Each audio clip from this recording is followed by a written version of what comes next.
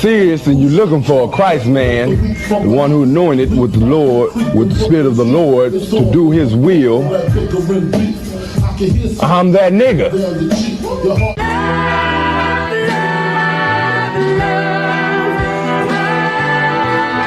One West, 125th Street. Look, y'all put y'all faith in presidents like they gon' change this country. Run the league and let y'all play cause y'all gon' make a money. Fuck Obama, he ain't come here on Congo.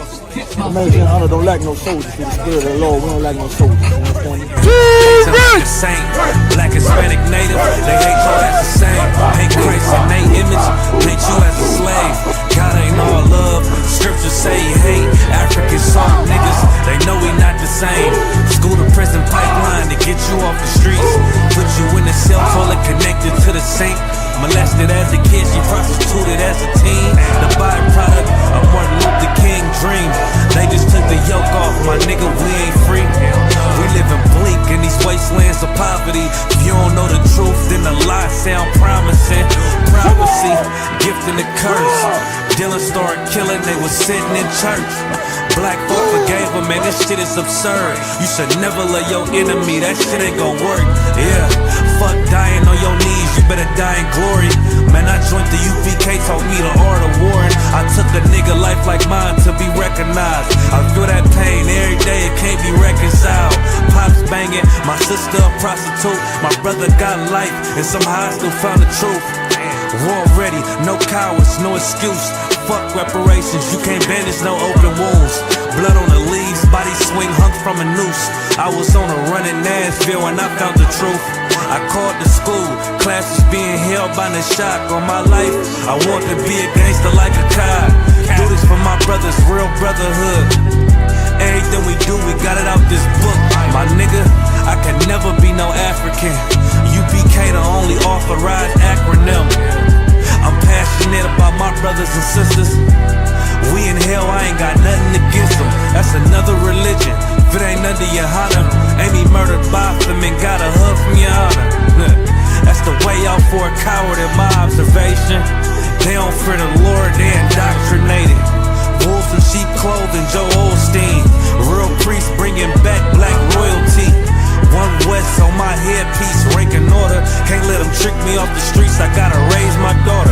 I got brothers at the border ducking ICE agents. I got the name change, it was life changing. My family thought it was a game, put on all black, they said I was going through a phase. It's more of us in jail than it was slaves. Aquí somos la Escuela Israelita del Conocimiento Práctico Universal. Hoy estamos aquí con Comandante General YAHANNA I.S.U.P.K.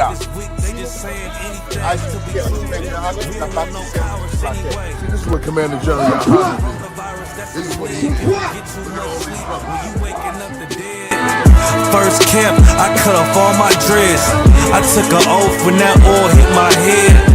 Niggas capping like they lids. I'm a priest, I never stick no fork in no pig. I was dead till I found out how to live. This brotherhood taught me how to be a man. I came back to my roots, I had to dig. A couple gaps I had to bridge. I got a rib, I'm married to this work. You wanna serve the Lord, he ain't in the Christian church. I had to dig. That's right. Hey, listen, brothers and sisters, man. If you like what you hear, hit the subscribe button, man. Subscribe to this channel. And also, please, go to isupk.com and pay your tithe. Drop me some cash so we can move around this planet like we need to, man, and do the things we need to do. They're one West. They're one West. They're one West. Hey, Shalom, Yahweh Bahashem Yahushai Brakatam to all the brothers, Yahweh Shemar Latam Bahashem Yahushai to all the sisters. I'm Priest and Officer 500 Barak Yala with the I.S.U.P.K, which stands for the Israelite School of Universal Practical Knowledge out of 1 West 125th Street, Harlem, New York, under Commandant General YAHANNA. You understand, just like every Thursday evening, we have the Brotherhood class where we learn how to love one another. You understand? Who to love, who to hate, how to love, how to hate, because like it says in Ecclesiastes, if I'm not mistaken, chapter 3. There is a time to love and there's also a time to hate. We are live on I.S.U.P.K. Montreal, Toronto, IIT Boston on YouTube, and I.S.U.P.K. Montreal and Canada on Facebook, and Baraki Allah U.P.K. on Bigo. Make sure you like and share the class everywhere. You understand? There is nothing more important than to know the truth. The truth is a beautiful thing, right? Not only is the truth beautiful, it is wonderful to learn about the truth, to know it. But then, now that you know, you have to give someone else, right, other brothers and sisters, the beauty of learning about the truth, of knowing the truth. You understand? But it's not just beautiful. There's a dark side to everything. And I don't want to say a dark side, but there's a bitter taste to everything. Why? Because it's also bitter. I'm just paraphrasing. I'm about to pull up the scripture real quick, right? On how important it is that once you learn the truth, this is what we have to teach the truth, you know. And I ain't even going to paraphrase it. I'm just going to pull up the precept right away before we get into the class, right? Because it's so heavy. We have a heavy topic today. It's so heavy because the topic we have today shows you again that the Bible is real. You can't say the Bible is not real. You could try to debunk it with Egyptology, the Quran, you know, the dogma of Christianity, which is nowhere in the Bible, but everything in the Bible is real. All the prophecies in the Bible came to pass. That's how you know it's real. The events that were prophesied in the Bible came to pass, meaning they happened. From Deuteronomy 28:68, you understand? Was it Lamentations? I think 1 and 5 or 5 and 4. We're talking about our family structure being destroyed. You know, black on black crime, the man versus the woman. What is described in the Willie Lynch actually happened. It's in the Bible. It's in the curses. You can't say the Bible is false if what's happening today was prophesied that it would happen thousands of years ago. It's talking about Russia and Ukraine. It's talking about Iran, which is named as Persia, right? Modern day Persia. It's talking about World War III as we're seeing unfold. You can't say the Bible is not real. The Bible is very real. But let me pull this precept before getting to the topic of the class. Right, let's go to Revelation. Go to Revelation. Let's go to chapter 10. Start at verse 10, right? Again, there is nothing more important before we get this precept. There is nothing more important than knowing this truth.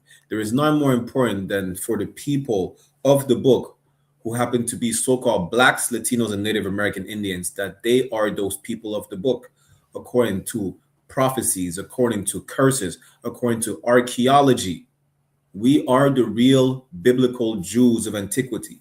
We are the real biblical Israelites that the Bible speaks of. There is nothing more important than that. The whole planet is waiting on us to wake up so we could fix the waterways so nobody eats unclean food no more, so that the waters are finally filtered by the shrimp and the oysters as they should be. You understand? You wouldn't have to worry about pork being classified as a carcinogenic food. Why? Because in the kingdom, it'd be unlawful to consume so. Matter of fact, pork is not even considered food. The dietary law tells you what is considered food and what is not. And it's that simple. But in order for our system to be in effect, to be the one that's applied as far as the ruling system, we need to be in rulership. Because right now the ruling system is applying their rules, which is virtually no rules. You understand? But let's get this precept real quick. That's why it's so important for us to be in the truth. You understand? It's so important for us to know this truth. It's not just knowing the truth. Once you know it, you have to push the truth everywhere. There is no excuse for you to not push the truth. Let's go to Revelation chapter 10, verse 10 real quick. Let me share my screen. Any questions, comments? Of course, put it in the chat. I'm going to share the sign-in link as well. Make sure you click on the sign-in and sign-out link. And anyone who wants to be in the school, we have a number you could call in for Montreal and for Toronto, right? The number for Montreal would be 438-816-2578, 438-816-2578.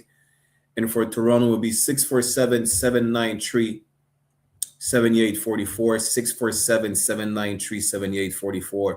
Listen, call the number, man.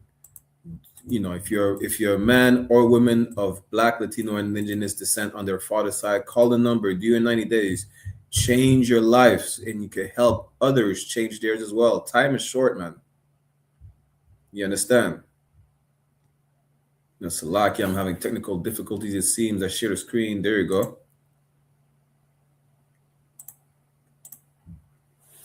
This is the book of Revelation, chapter 10, verse 10. And I took the little book out of the angel's hand and ate it up. What is that book? That's the truth. That's the truth that is recorded in the Bible, which belongs to us, Blacks, Latinos, and Native American Indians. It belongs to the Israelites. It was written by the Israelites for the Israelites, nobody else. Damn near all the letters of Paul are addressed to the Israelites. I don't want to say damn near, but all of them are addressed to the Israelites. You understand? It says, and I took the little book out of the angel's hand and ate it up. Meaning, don't see the problem is we're not taught to read the Bible with context, because if you read it with no context, you think he's going to literally eat a book? Nah, man. It's like food for thought. That's the truth that you've been given all the time. You understand? And it was in my mouth, sweet as honey. Meaning it's good to learn the truth. It's a beautiful thing. You find out, yo, you're the greatest people on earth.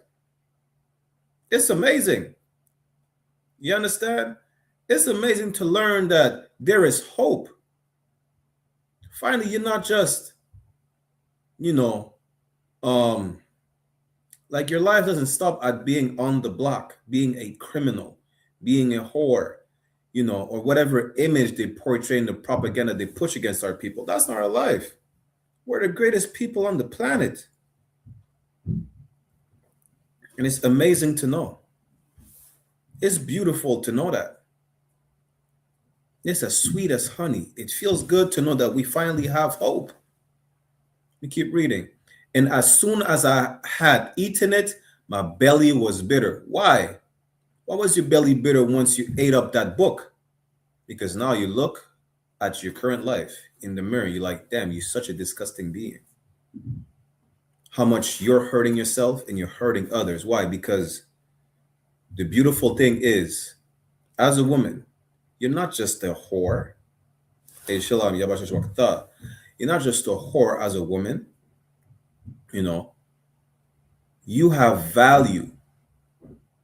But now you're looking at how you devalued yourself by not sticking with that one man that uncovered your shame.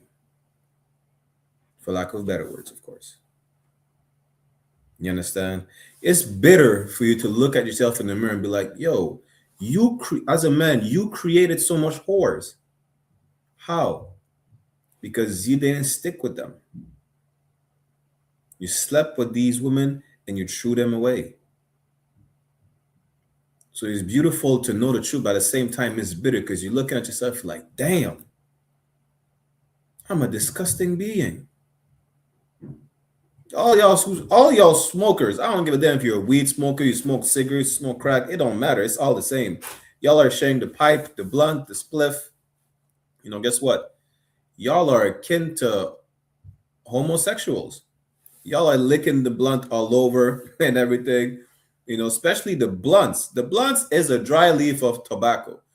The amount of saliva you have to put on this thing, you lick it all over, you light it up, and you pass it to your mandem. Listen, y'all smoking on each other's saliva. Don't you see how disgusting that is? Imagine that. But there is hope. Understand? There is hope that will make you feel even better about that disgusting being that you are. You could change. That's why we're in a period of grace right now. you could change and become a new creature in Christ. Everything is like a clean slate. That disgusting being would die for you to be reborn. Like the Christians talking about being a reborn Christian. They still molesting all the children in the church.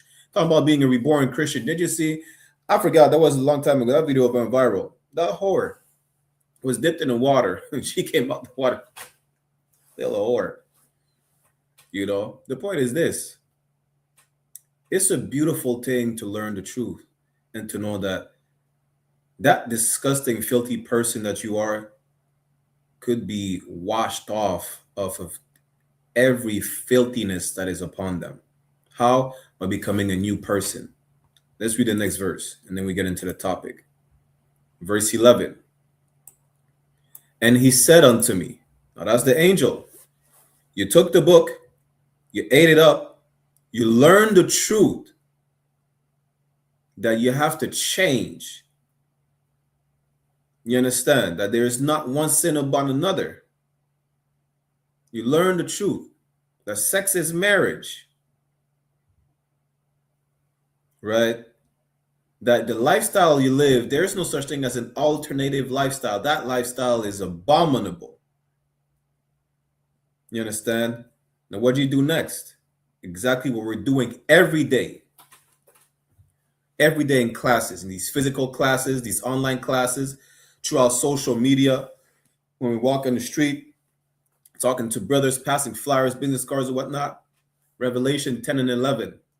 And he said unto me, thou must prophesy again before many peoples. We're about to go to camp, June 27th. We will be in Toronto, in Sankofa Square, from 12 p.m. until Christ comes back. What do you mean? So we could be out here, after learning the truth, we're out here teaching it. Saying our people, they have to change. They can change. Not so, it's not so much so they have to change and there's no ways for them to change. They have to and they can. You understand? We're out here giving the hope to our people. That same good feeling, when it's talking about the book, learning the truth, which is as sweet as honey, they need to see that as well. They need to feel that feeling of actually having hope. Don't be a selfish bastard and keeping the truth to yourself. To what avail? Christ did, listen, Christ was perfect, a flawless person. He didn't sin. You think he was selfish to himself? Like, yo, I don't have to die for these people. The hell, I'm not going to die for these people. Forget about it. Christ died for a whole nation. You understand? You also be selfless. You learn the truth, now go out here and teach it. You understand? And he said unto me, thou must prophesy again before many peoples and nations and tongues and kings. And I'm going to have to pull another precept, right? Because people think, oh, you know what? It's talking about many nations. You understand? A lot of people are going to talk about what it's talking about the heathenistic Gentiles, the non-Israelite Gentiles. No, it's not. It's not. Let me pull a precept.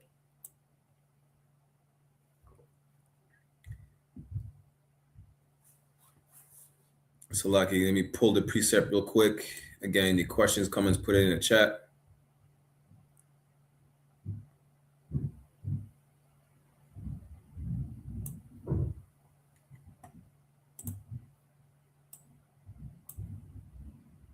I'm going to pull a precept real quick to show you. Listen, Revelation 14 and 3, right? It says, and they sung as it were a new song before the throne and before the four beasts and the elders, and no man could learn that song but the 144,000. It's talking about God's elect. If you don't know who it is the nation of Israel. 144,000 men. This is the government of Israel, of the nation of Israel.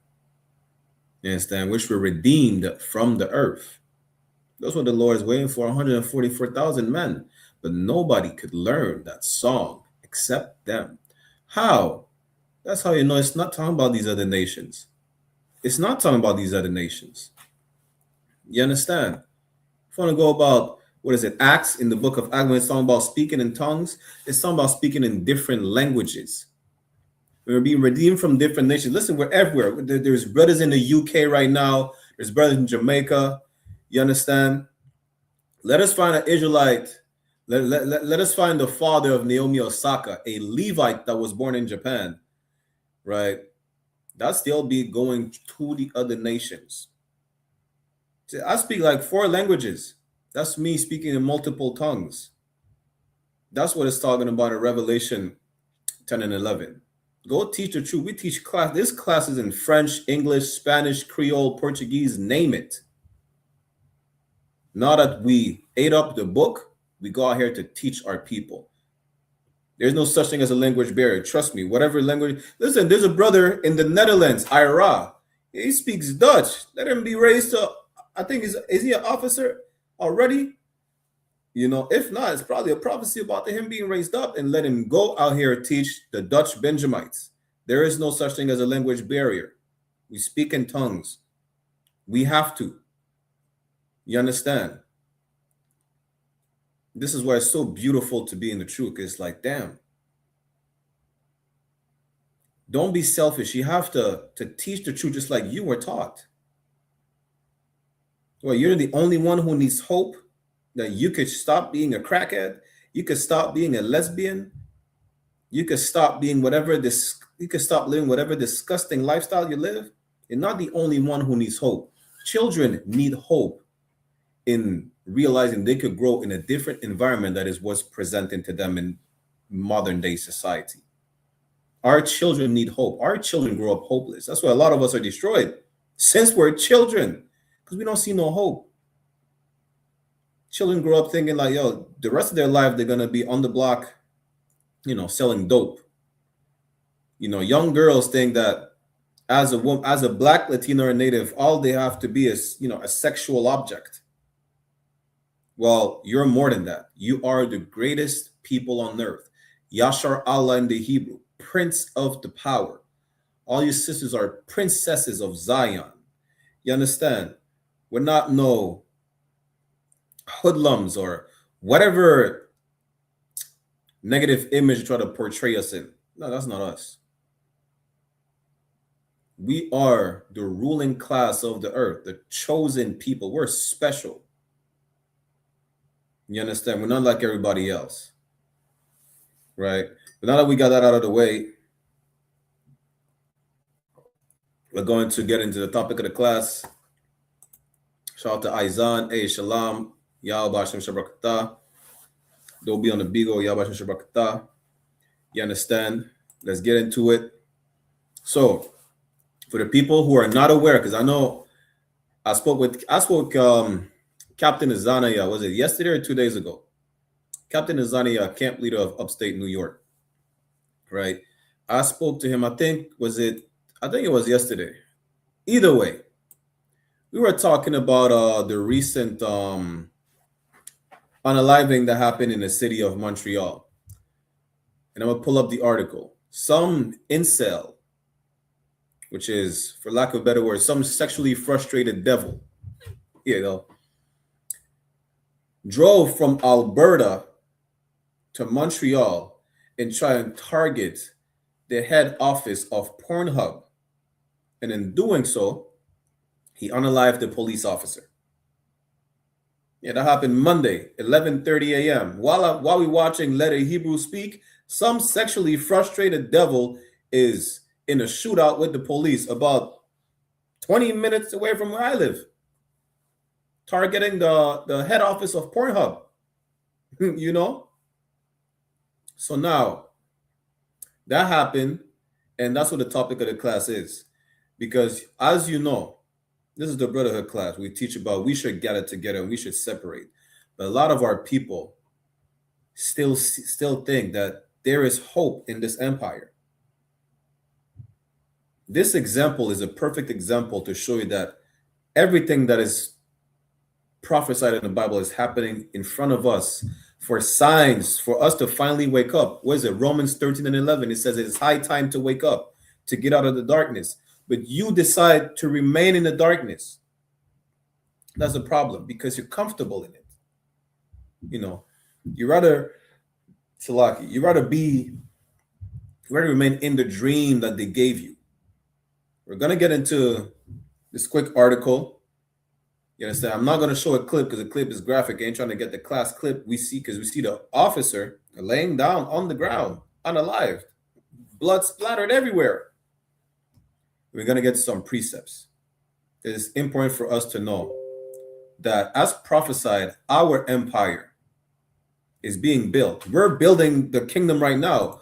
When Christ said the kingdom is within you, the first thing you have to do is, for those who have ever done construction or renovation, what's the most important? Matter of fact, before we get into the article, what is the most important thing in a building or a structure? What is the most important thing? I just gave you a hint, by the way, in case y'all didn't know. What is the most important thing of a structure? Shalom, Dobi, I don't know if I saluted you already. On the Bigo. What is the most important thing in a structure? Right? It could be a house, it could be an apartment building, it could be a store. You understand? What is the most important thing? I gave y'all a hint. Sometimes I gave y'all too many hints. You know, Most High in Christ. See, I know I ain't trying to give too many hints. I give 2-3 hints. Isaiah is gonna end up with an answer. Most High in Christ, huh? You understand? The foundation. Meaning what? Every single kingdom has a similar foundation, which is the kingdom that preceded it. When I mean preceded, I'm talking about the kingdom that came before it. That is every single kingdom's foundation. This kingdom's foundation is the Roman Empire. The Roman Empire, the Greeks. Then you had the Persians, you had the Babylonians, you had the Assyrians. You understand? You had the Egyptians, so on and so forth.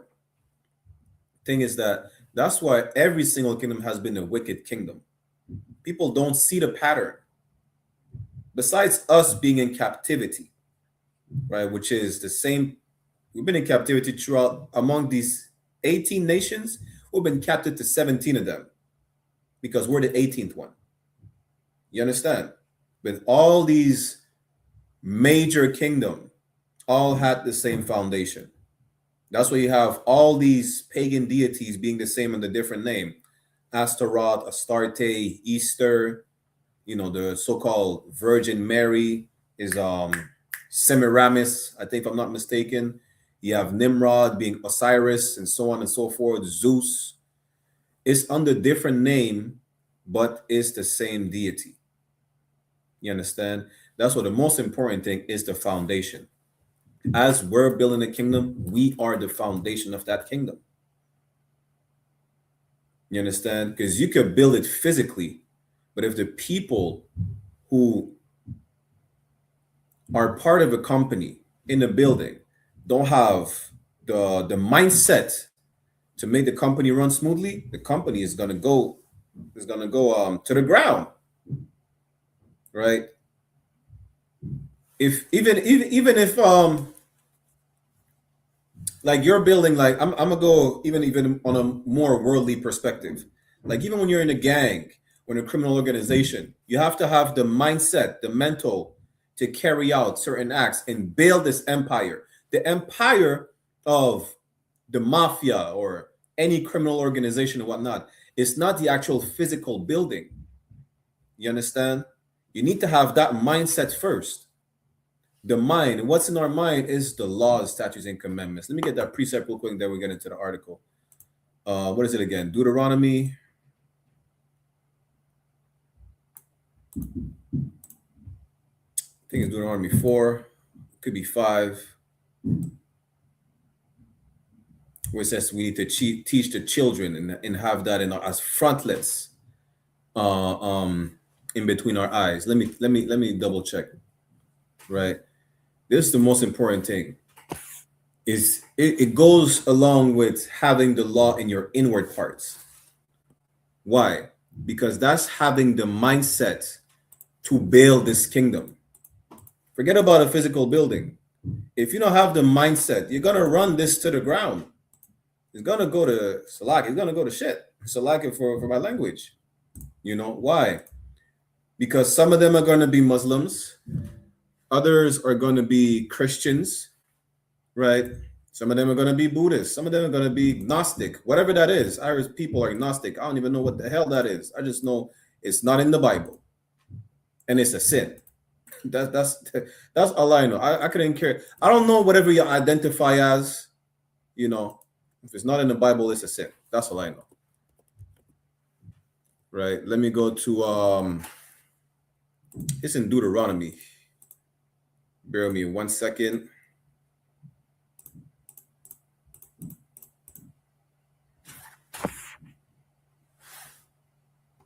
It's somewhere in Deuteronomy. Bear with me 1 second, right?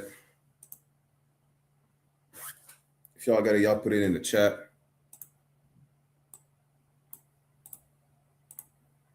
Yeah, that's right. The brother put Deuteronomy 6 and 8. I think that's the one.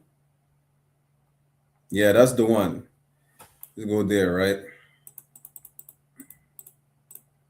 For context, let's go to Deuteronomy chapter 6, start verse 5. Let me share my screen. Deuteronomy 6 and 5. And thou shalt love the Lord thy God with all thine heart. We already covered it in multiple classes. What is the love of God? Is to follow the laws, statutes, and commandments. What's the precept? 1 John chapter 3 and 5. And also like 1 John 5 and 3. You understand? First, the love of God is to follow the law. With all thine heart. Thine heart is thy mind. You need to put your mind into it. You understand? Listen, whatever you put into your mind, the body will follow, man. It's that simple. Again, if you don't have the right mindset, it's not going to be a solid foundation. If we're all scattered with different ideologies, there is no solid foundation. We have the blueprint right here. It's not like we don't have the blueprint. We have it right here. We just don't follow the plan. The blueprint's right here. Follow the laws. You'll be blessed. You will be above all people. You will rule. We don't follow the blueprint. And then we're astonished that our households are falling apart. Our community is destroyed. Our people is broken down. But we ain't follow the blueprint on how to build our houses, our community, and our nation according to the plan. Not that we don't have it. We just refuse. We just decide to freestyle. Let's read it again. And thou shalt love the Lord thy God with all thine heart, meaning with your mind, and with all thy soul, and with all thy might. There is no weakness. There is no time for weakness. And if there's any weakness, you know what you do? You call for counsel. That doesn't mean you'll never get weak, but there is a solution for that. You will have to call for counsel and take heed to the counsel. Verse 6. And these words which I command thee this day shall be in thine heart. See, set your mind straight from the beginning. Is it Ecclesiasticus 2 and 2, if I'm not mistaken? The whole second chapter of Ecclesiasticus tell you how to stay strong in following the Lord, to set your mind all right.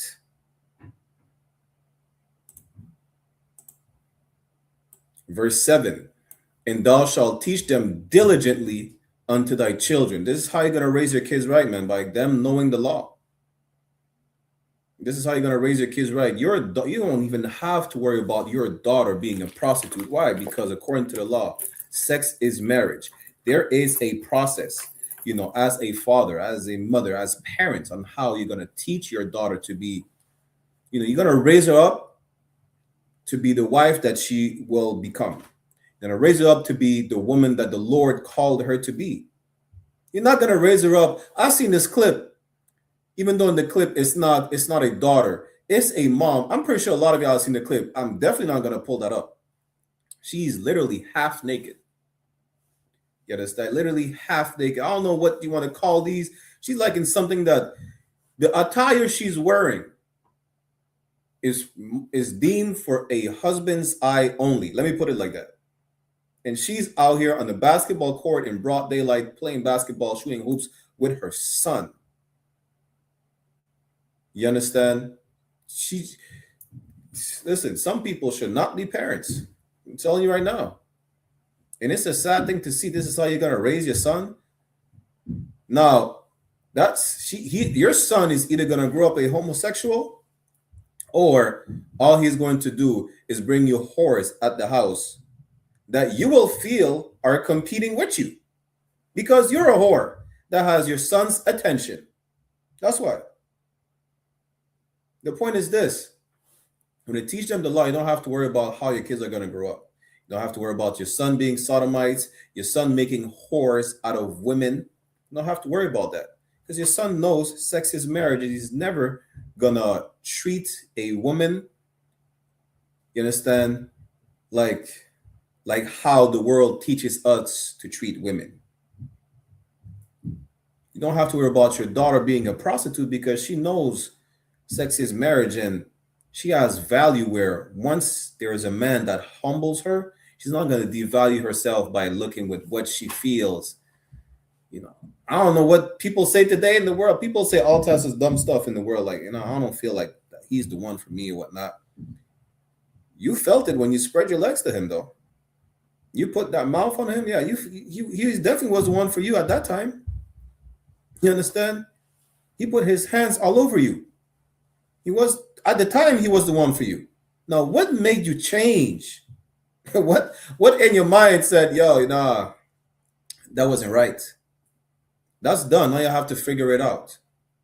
Ain't no such thing as divorce. That's why it's so important for us to teach to raise our children in the truth. Remember the first precept we pulled up? Revelation 10:10, right? The truth. You eat up this roll, which is the truth. It's as sweet as honey.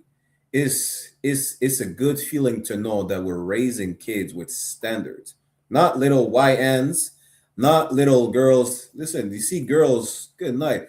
I'll give you 1,000 examples. You see abominations on a daily basis. You go outside, 12-year-old are smoking weed, wearing pum-pum shorts. Like, yo, don't you have parents? I seen a brother with a bonnet today. I was like, yo, who's raising these little kids?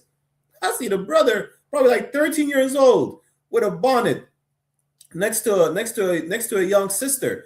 And it's like, yo, you walking in the street like you're walking on the beach. And even on the beach, there's still a proper attire to wear as a sister on the beach. You understand? But then she could have been no older than what? 14? And it's like, damn, this is how your parents let you go out. It's so beautiful to have children that you can raise in the truth, to raise children in the truth. You understand? It's amazing because now you're not raising these little whores. You're making sure you're raising manly young men, not little effeminate boys that grow up because they have no proper father figure. The only father figure they see, they don't want to adopt it. Why? Because they see they're going to be taken down the wrong path. And if they don't adopt it, they're going to be effeminate, or they're going to be taken down the wrong path because they have a wrong idea of what it is to be a masculine man. All these so-called masculine men, you know what they do? They're emotional as hell. They're probably damn worse than females because you expect a woman to be emotional. But as a man, you can't be that emotional where you unalive one another over stepping on each other's shoes.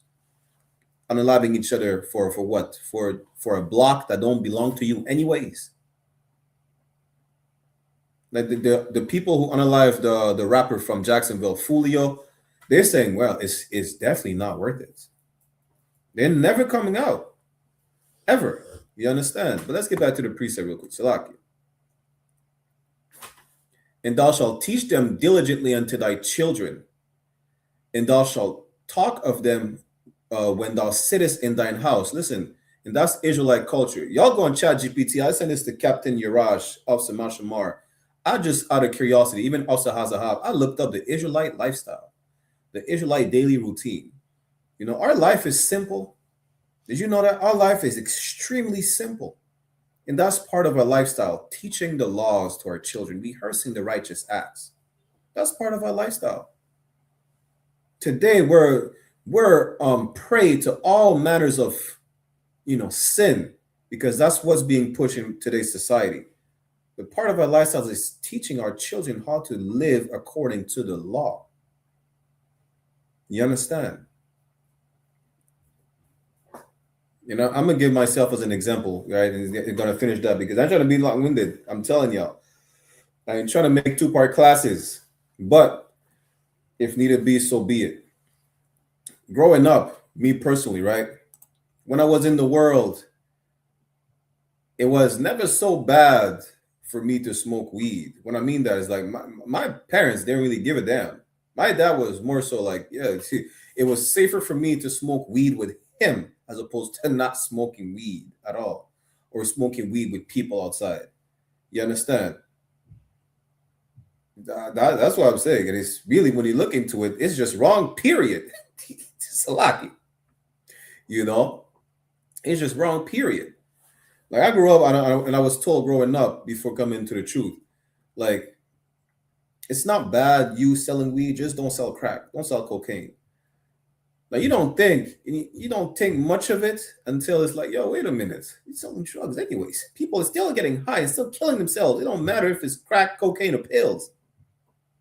You know, it don't matter. But part of our lifestyle is to teach our children to live according to the law, not according to today's society standard where it's all right for parents to get high with their children. I knew a cat, he was shooting up heroin with his dad.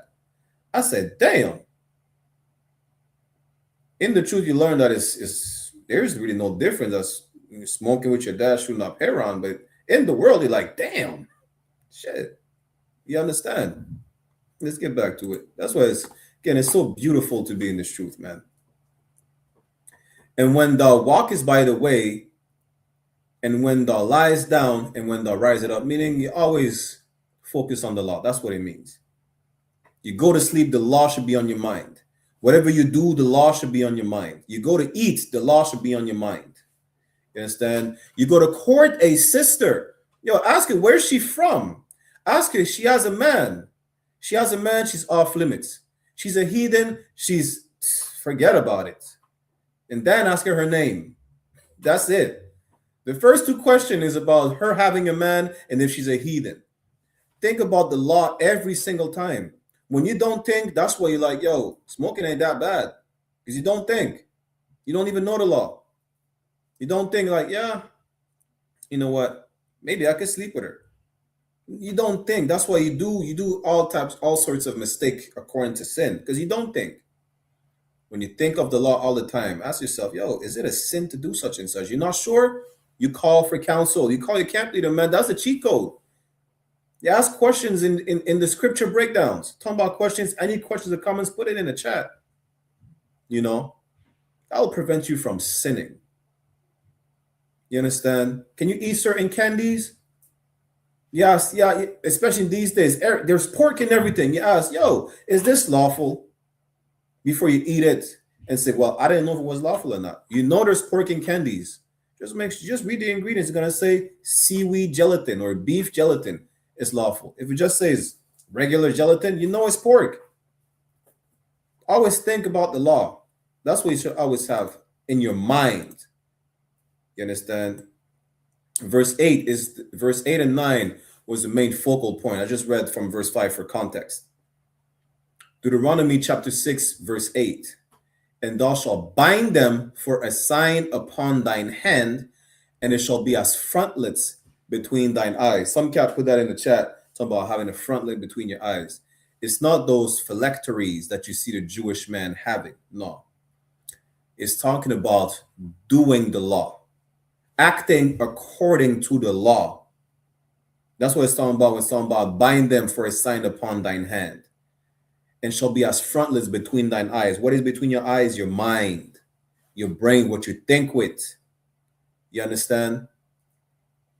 That's what it's talking about. You act according to the law, and that law should be set in stone in your mind or in your heart, not in your ribcage.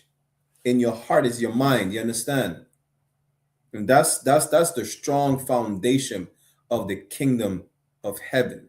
The kingdom that is within us. That's the foundation. Right? So now, let me start at verse 8. We're going to get into this I don't even want to get into this article really, but we're going to get into what is going on in the planet and how we see a pattern with everything that is going on today and everything that happened in the previous empires. We're going to get into some precepts to show you that, yo, listen, Christ is coming back tomorrow. You better be ready. It's no time for us to have strife between one another. It's no time for us to quarrel upon, irrelevant things. And if you do, you squash that beef right away, man. Go to him and him alone. Go to her and her alone. If the offender hears how they offended you, they apologize, it's squashed. It is not even locked somewhere in the archives. It's dead and gone. There was never an issue. If they don't hear you, you take it to counsel, you have it fixed. Counsel, remember that. Counsel is never to shame a brother or sister. It's to gain a brother or sister. That's what counsel is for. You understand? Let me get to the question, and then I'm gonna get into what I wanted to talk about, right? Aizan said, Salakia, so when the small hats tied that box to their heads, is that them taking it literal? Khan, a lot of things that these imposters do, they take it literally. They don't know the Bible. That's how you know they don't know the Bible. They don't know the Torah, because that's in the Torah. There's another thing. What's else in the Torah? Thou shalt not eat of the kid. That's, there's a precept about not eating. It's in the dietary law. Not eating a kid that is not weaned yet. Because of that, they do not eat burgers. Literally. The so-called Jewish men do not eat burgers.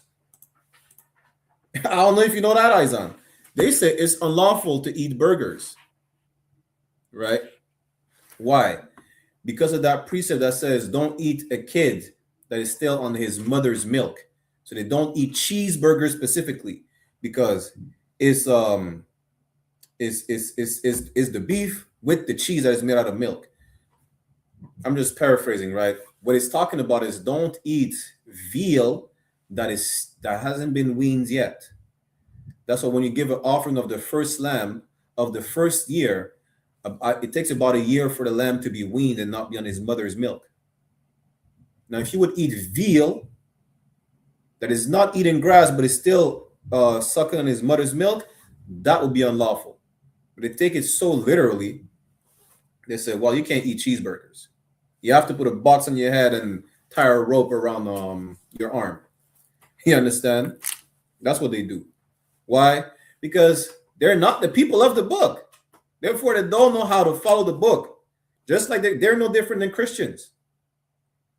They're no different than Christians during the communion. They eat like dry little pieces of bread that are disgusting as hell and drink grape juice to represent the body of Christ and the blood. That's what they do. They're no different than Christians who will dip you in the water talking about you being water baptized. And now you're cleansed of sins. If that answers your question, Isaac. And Shalom, Kamar, Yabashan Shabakata. So now, where was I again? Damn. Any questions or comments, y'all put it in the chat.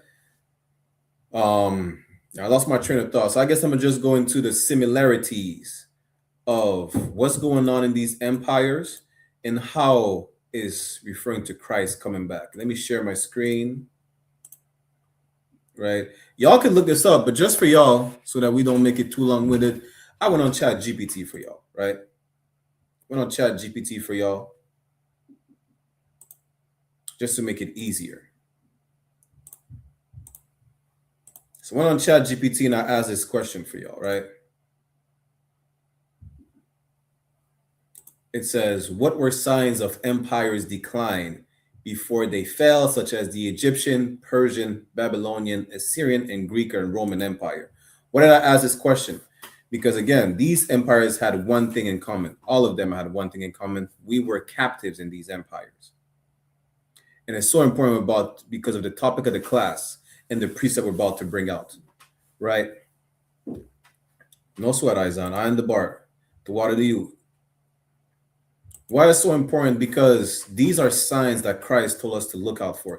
These are signs that are provided to us for us to look out when it comes to the coming back, to the returning of Christ, to our redemption. You understand? Now, don't be, I see in the chat, if you have a question or comment, if you have a question, just put it in the chat. I didn't see a question. If you want to be facetious, no sweat. I'll deal with you later on the app. So, some of the signs that happen in all these empires that fell are happening today.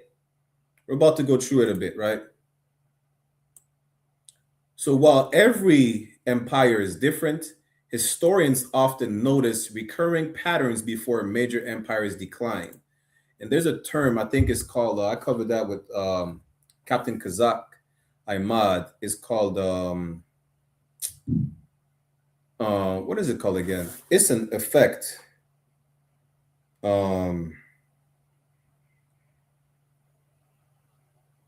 going to tell you right now.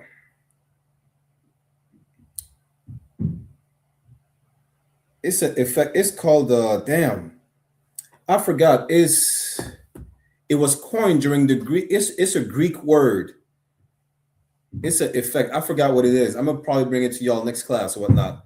How the slow rise of an empire and its quick decline. Right? Y'all look it up. Y'all look it up. The slow rise of an empire and its speedy or quick decline. You understand?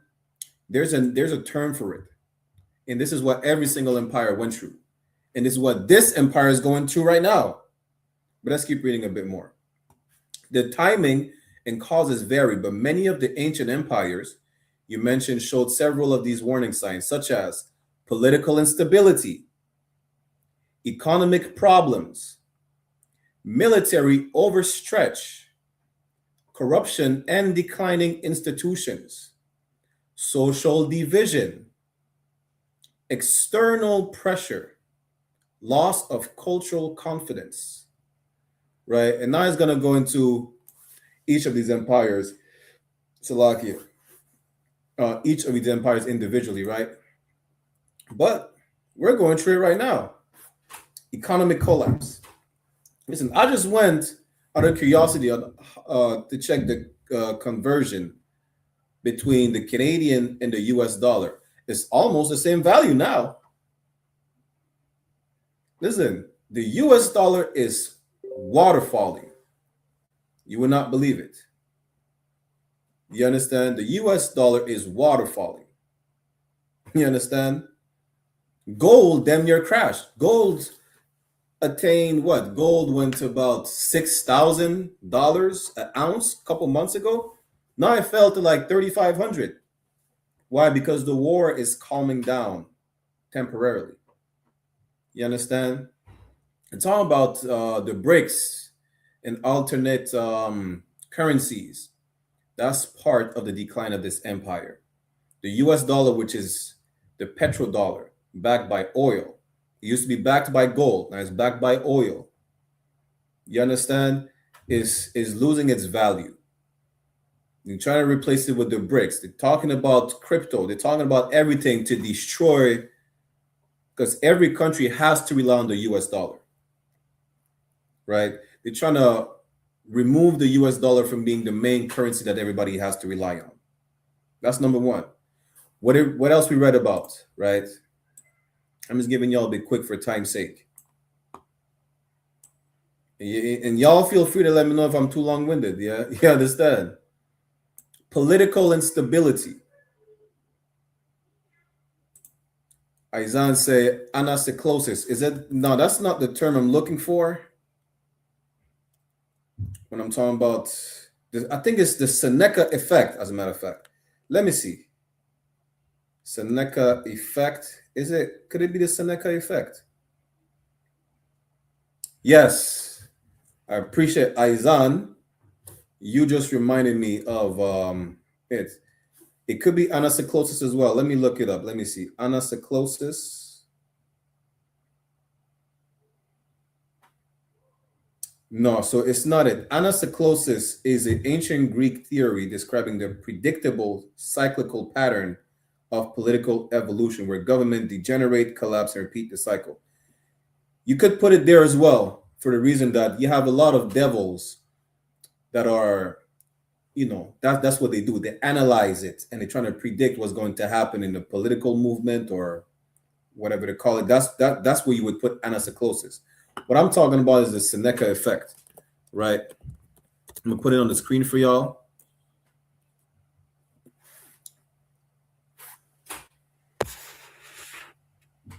Just for edification purposes, and then we go back to the other signs of this society collapsing. The Seneca effect, also known as the Seneca cliff, is the principle that complex systems tend to collapse or decline much more rapidly than they grow. Coined by system scientist Ugo Bardi, the term is named after the ancient Roman philosopher Seneca, who wrote, "Fortune is not sluggish of growth, but ruin is rapid." So I stand corrected. It was named after the Roman. Either way, that's what it is, Seneca effect. You see how it takes a minute for an empire to attain such high status, or let me call it not status, but anyways, you get the point, right? And they're quick to fall. Every empire is the Egyptian, the Mayan Empire. That's only because we sinned during the Mayan Empire, right? The Mayan and Inca Empire only fell because the Israelites started sinning. Every empire is the same. It takes a minute to build wealth, to build economy, to build a military structure, to build a foundation, and to keep building that empire until when it reaches a certain pinnacle. When it starts falling, it's a snowball effect. It keeps falling like it can never be stopped, right? And the following empire is built on the foundation of that same empire that fell. You understand? So now, economic collapse. What else? We read about political instability. Doesn't matter if it's the liberals, the conservatives, I call them the Kirkists, people who follow Charlie Kirk. The Commonwealth, because a lot of countries are still under the crown of the United Kingdom. You understand? Again, with economic problems, heavy taxation, inflation, debt, currency. Let's get back to it, right? Let's go detail by detail. What else? Power struggles among the elites. When you go into the military overstretch, it's talking about fighting wars on multiple fronts. You can't make this up. Listen, this is exactly what the Bible is describing. War on all sides. They have to worry about fighting wars outside of their nation and at home. It's not an Arab terrorist that unalived a police officer in my city. It was a sexually frustrated white man. That's what happened. You understand? It says in, Job 18:11, terror shall be on all sides. They have to worry about the sleeper cells from Asia, from Iran, from all these Ukraine, Muslim countries or whatnot. They have to worry about fighting wars over there in the Middle East. They have to worry about fighting wars at home. There's a race war, a civil war that's brewing. That's what it's talking about. That's the same thing that happened in Egypt when Egypt got split. The same thing that happened in the Roman Empire. You know what happened in the Roman Empire? The Edomite side, that's Eastern Rome, fell. And the Byzantine side, where we were ruling, you understand? That's how we took over Europe, from the Byzantine and from all the mercenaries that we sent from the Roman Empire. We became the Vikings and so on and so forth, and we conquered Europe from there for a temporary amount of time, of course. You understand? But every single empire is the same. When you keep going down, and y'all can look it up yourself. If y'all need me to send this to you, so y'all could go point by point, I'm gonna send it to you. Just let me know, right? Growing reliance on mercenaries or foreign troops, corruption and decline of institution, social division, where there's growing gap between rich and poor. That's what the white man is always talking about, is the rich versus the poor. The law is enforced unevenly. Martial law, us being targeted by ICE agents. You understand? Stop and frisk, racial disparities, public trust in leadership declines. Nobody trusts the government. Should I keep going on? Ethnic, regional, and class tensions, reduce loyalty to the state. Should I keep going on? Listen, anyone who wants that conversation with ChatGPT, or y'all can look it up yourself, you will see every single empire went through the same. Egypt, the Persian Empire, the Greek Empire, it says the Neo-Babylonian, the Assyrian, it was all the same. Civil wars, internal and external disputes, right?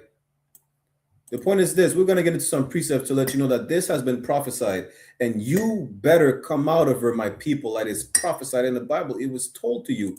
You have to separate from this kingdom. Let me get real quick Isaiah chapter 31, right? Isaiah 31, I'm going to read verse 1 to 3, because it tells you this kingdom is going to fall. And because you keep wanting to join yourself with them, you will fall with it. That's why, like I said, it's beautiful to be in the truth. Once you learn the truth, you also have to teach it. It's not so much so like, it's our duty to save our people, man. You understand? If you truly love your people, you would teach them. You tell them, listen, hey, come to class. You can't force them to come to class, but you give them at least. Their blood can't be on your hands because you told them what they're doing is wrong. You gave them the solution to stop smoking crack, to stop being a prostitute, to stop piling up bodies and having abortions. You gave them the solution. Now it's up to them to actually step in the school, putting all black, as a woman covering their head. It's up to them. But at least you gave them the keys. You give them the solution to the equation. Just the fact that you have the truth, you know it. Now you go out here and teach it. You understand? There's multiple ways to teach the truth. When I say that, because we know, you have to pass your officer's test. As a sister, you cannot break down scriptures to a congregation of men or whatnot. But you could tell another sister, you're sharing your man. Why? Because ain't nothing wrong with it. The Bible don't speak against it. You believe in the Bible. You want more information? Hey, you could tune into the class of whatever your zone is. Oh, we have a physical building. You know what? The Nashville cookout is coming up next weekend. Come get some food. Come experience brotherhood. Come experience sisterhood. Next what? Midwest Fire Weekend? Come to the cookout, man. Somebody talking smack about Mexicans. You say, I love Mexicans. Why do you love Mexicans? They hate black people. Well, you know what? It's like a sibling rivalry. It's no more than a sibling rivalry. That's it. But I love Mexicans because they're my people. It's that simple. You can't teach as a trooper. You can't teach as a sister. You just say, I love Mexicans. They're my people. They're my brothers. I love Dominicans. I'm a Haitian. I love Dominicans. They're my brothers. You understand? Damn right. Also, Kamar in the chat say, your white homeboys are not invited to the cookout. They're definitely not. They're not so white because of their skin complexion, but because of their lineage. If they're of Caucasian descent, of Edomite lineage, they're not invited to the cookout. Not our cookout at all. Maybe Charleston White cookout, which is the reason why Carmelo Anthony got 35 years, but not the cookout of the Lord. Let's get Isaiah 31:1. It's the book of Isaiah chapter 31, verse 1. Woe to them that go down to Egypt for help. Woe means death and destruction. Why? Because you go down to your captors, to the people that have you in captivity. That's what the word Egypt means. It's just a Greek word for a captivity or house of bondage, where you are held as a slave. And stay on horses and trust in chariots. You understand? Hey, Shalom. Hey, what's going on, sis? You understand? Why? Because you think America is untouchable. You think Great Britain is untouchable. Don't you know, listen, this is so funny to me. Europe became a Muslim continent. People don't even see that. So many, the white men who say Europe is a Christian or Catholic continent, Poland, Russia, France, Like I speak with people from France all the time because I'm a French Benjamin. I'm from the Caribbean islands, right? And I speak with people from the UK as well. Yo, they have a different type of disdain for non-white people because they are being replaced by Africans and Arabs and East Indian that are all bringing Islam to Europe. Canada is no different. They're bringing all the East Indians.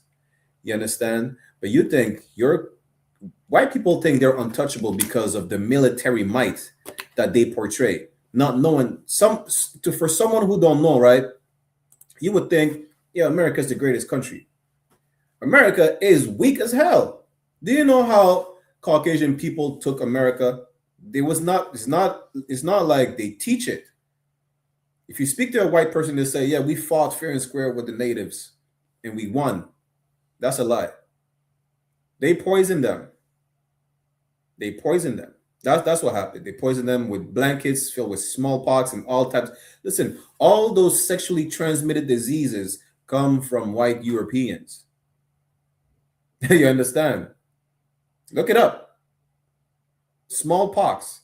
They brought that. They didn't even cough by accident in the native's face and it spread through the community. No, they purposely poisoned them with these blankets. It was not fair and square. It purposely poisoned them. And when they were weak enough, then they unalived everybody else. You know what? As a matter of fact, something else happened before that. They slaughtered all the buffalo to purposely starve the Native American Indians. That's what white people did. Damn right, Isaiah. Chemical warfare. That's what happened. They did that to the Mexicans as well. Was it in the 1920s? They were spraying Mexicans at the border. I think it's called something bath. I forgot what it's called. They were saying the Mexicans who come from the border, I don't like to use that term. They call them paisas, right? I don't like to use that term, but they're saying these Mexicans are dirty and bringing diseases. So white people sprayed Mexicans with some type of chemical. Isaiah, get me right. I forgot what it's called. Some type of chemical. I think it's called Capone. Kepone, if I'm not mistaken. They poisoned the people of Martinique and Guadeloupe, where I'm from, the French, until like 1993 with Claude de Con. Now my island in Guadeloupe, 90% of the population are affected by that, and we have the highest rate of prostate cancer in the world. You understand? Imagine that. And that's how the white man won. He will make you think he's strong. Do you know they lost a war in Afghanistan for like 20 years? White people who make you think they're all about technology, they're the strongest, they're tough Americans. They lost against people that hide in caves and throw rocks at each other. Literally, for 20 years, they were in Afghanistan talking about weapons of mass destruction, this and that. America has drones. They manufacture weapons. Forget about getting drones from China or anywhere else. They manufacture weapons. They have F-35s. They have the latest of the latest, and they lost wars against people wielding rusty AK-47 from Russia. America is not as tough as they claim to be. They're not. Just because our oppressor is a violent being doesn't mean he's actually strong. His strong point is lying, propaganda. That's the strong point of the oppressor. Even when we were ruling in Europe, when they came back in power, it's not because they just overtook us. We weakened ourselves because of multiple internal family beefs and wars. They just swept in. They were never strong. But because of the military might they portray in the movies, they portray in TV when it comes to a military display, that's why you think, yeah, you know what? We have to trust in America. We have to trust in Canada. We have to trust in the UK because they have F-35s. Because mustache man, however you want to call him, the one who committed a quote unquote genocide in the 1940s, dropped a nuclear bomb. That's why. Listen, white people are so weak. They say that we're lazy. Blacks and Latinos are lazy, right? During segregation, we had Black Wall Street and multiple other communities that we established because we had no choice but to rely on ourselves. You know what they did? They lazy as opposed to trying to compete with us, to try and prove to us that we're lazy, to try and prove to us that they're better than us by being able to pick themselves up by the bootstraps. You know what they did as opposed to work on their economy and rely on themselves? They literally bombed us. Look it up. The first aerial attack on America, right? The first bomb, if I'm not mistaken, on America was in Tulsa, Oklahoma. They bombed their own country, which was a black neighborhood of Tulsa, Oklahoma. Why? Because white people were poor and black people were doing better than them. That's why. They're cowards. They can't even work on themselves. They have to hurt them. They rather hurt themselves if it means to destroy us than to prove to us that they're better than us. You understand? Aizan said they use a chemical called Zicton B. Yeah, I think that's the one. If I'm not sure, I know they use Capone as well. They also use Agent Orange in Puerto Rico. Listen, they use a bunch of chemical warfare on us. That's the point. Is this right? Let's get back to Isaiah 31, verse 1. It says, "Woe to them that go down to Egypt for help, and stay on the horses, and trust in chariots, because they are many." You think you're gonna lose because you got conquered? Do you not know how they conquered you? It was not because of their strength. What's the name of the brother? I think he's a Taino brother or Inca brother. He got both of his arms cut off. He literally put 2 blades in his arm. He's a famous one. 2 blades in his arm, and he went to war with the Spaniards. That man was no coward. He cut both of my arms off. You think I can't fight? That's how you know we are a warrior people. You understand? You're trying to exterminate us, and guess what? We're still here. There's no such thing as exterminating the blacks, the Latinos, or the natives. It's not going to work. They're going to try the hardest way possible, but no, we'll still thrive. The more you oppress us, it's like in Egypt, the more we'll thrive. Even worse, keep oppressing us to the point where we have to realize we have no choice but to rely on each other once more. We'll thrive even more. That's what we do in the ISUPK. We rely on one another. You understand? Damn right. As I said, the German later used this idea in World War II. Listen, what you're going to learn is that the Nazis learned from the Americans.